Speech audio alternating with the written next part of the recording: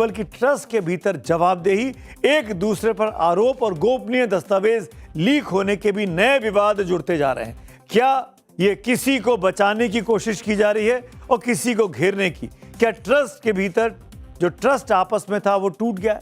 क्योंकि एसआईटी की शुरुआती रिपोर्ट में भी और चंपत राय के एसआईटी को दिए इस कथित बयान में भी अनिल मिश्रा पर आरोपों की बौछार है। अब पूरी की पूरी सुई जो है वो अनिल मिश्रा की तरफ घूम गई है। एसआईटी की प्रारंभिक रिपोर्ट में चंपत राय और गोपाल जी के नामों का कहीं भी सीधा जिक्र नहीं है। इन दोनों का नाम एक बार भी नहीं लिया गया है, जबकि ट्रस्ट से बाहर किए जा चुके ट्रस्टी डॉक्टर अनिल मिश्रा का नाम 8 बार आया है और हर बार उनके नाम के साथ गलतियों का कच्चा चिट्ठा छाप दिया गया है। जैसे अनिल मिश्रा पर यह आरोप है वित्तीय व्यवस्था की कमान। एसआईटी की जांच के मुताबिक मंदिर में आने वाले दान, नकदी समेत पूरे वित्तीय प्रबंधन की निगरानी की जिम्मेदारी अनिल मिश्रा के पास थी। आरोप नंबर 2, दान की गिनती की जिम्मेदारी। इस रिपोर्ट के मुताबिक दान की गिनती तय नियमों और प्रक्रिया के मुताबिक कराना भी अनिल मिश्रा की ही जिम्मेदारी थी। आरोप नंबर 3, गिनती के नियमों को खुद तय किया और तोड़ा भी। बैंक के साथ मिलकर चढ़ावा काउंटिंग के जो प्रोटोकॉल बनाए गए उनमें ट्रस्ट की तरफ से प्रतिनिधि भी अनिल मिश्रा ही थे। सुनिए अब जरा।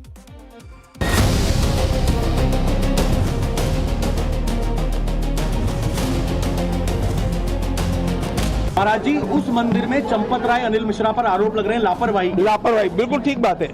उनकी लापरवाही, असावधानी, इतने समय तक चलना, ये गंभीर बात है, ये नहीं होना चाहिए। गद्दार बार बार इनको कहा जा रहा है। परिवार के साथ जो जुड़े हुए लोग थे जिनकी वजह से पूरा के पूरे ट्रस्ट की बदनामी हुई और अयोध्या में जो राम भक्त पहुंचे उनके साथ विश्वासघात हुआ। उनको लगा कि उनके साथ गद्दारी की गई। एसआईटी की शुरुआती रिपोर्ट में अनिल मिश्रा को लेकर जो कुछ लिखा गया है उसका लब्बो-लुबाब यही है कि अनिल मिश्रा की अगुवाई में राम मंदिर के चढ़ावे की पूरी व्यवस्था भगवान भरोसे चल रही थी। रिपोर्ट के मुताबिक ट्रस्टी अनिल मिश्रा की जिम्मेदारी थी कि सुरक्षा के नियम लागू हो और गिनती की पूरी प्रक्रिया पर नजर रखी जाए। लेकिन एसआईटी ने अनिल मिश्रा पर आरोप लगाए हैं कि गड़बड़ियां होती रहीं और उन्हें रोकने के लिए वक्त रहते कोई सख्त कदम नहीं उठाया गया। मिसाल के तौर पर एसआईटी की प्रारंभिक रिपोर्ट के पेज नंबर 6 के दूसरे पैराग्राफ में यह लिखा गया है, एसआईटी के मुताबिक राम मंदिर ट्रस्ट में नकदी और वित्तीय व्यवस्था की निगरानी की जिम्मेदारी अनिल मिश्रा पर थी। स्टेट बैंक के साथ कैश गिनने और जमा करने का पूरा एसओपी तैयार कराने में भी अनिल मिश्रा ट्रस्ट की ओर से मुख्य जिम्मेदार व्यक्ति थे। यानी दान की गिनती से लेकर बैंक में पैसा जमा होने तक पूरी व्यवस्था से अनिल मिश्रा सीधे सीधे जुड़े हुए थे। जांच में पता चलता है कि तलाशी की व्यवस्था का नियम तो बना, लेकिन उसे सख्ती से लागू कराने के लिए कोई लिखित आदेश जारी नहीं किया गया।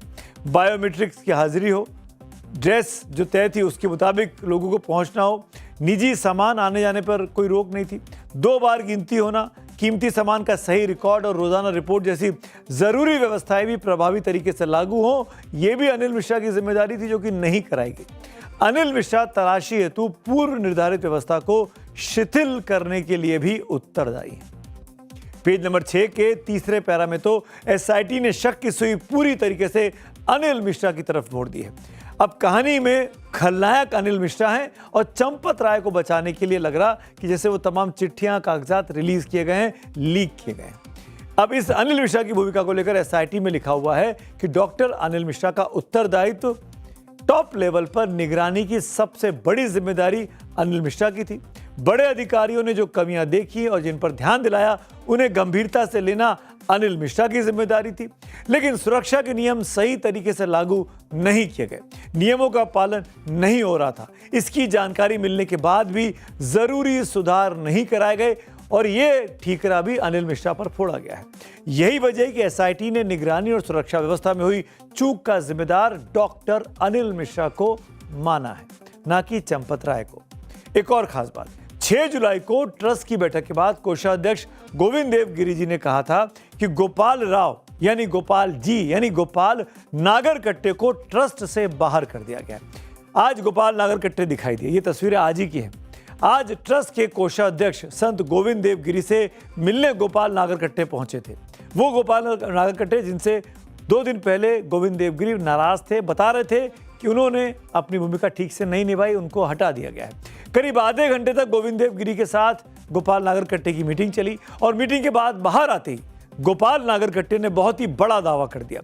ट्रस्ट के फैसले को झुठलाते हुए गोपाल नागरकट्टा ने तमाम कैमरों के सामने कहा कि उन्हें ट्रस्ट से बाहर नहीं निकाला गया है।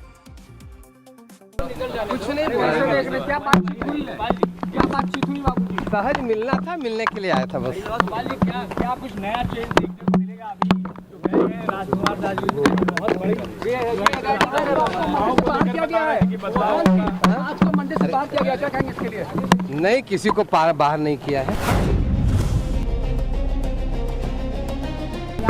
नहीं, गलत है, गलत संदेश है। नहीं, अरे गलत संदेश है। इस तरीके से आप क्या कहेंगे आप? बैठिए, बंद कराइए। मंदिर में आप रहेंगे? हाँ, रहेंगे।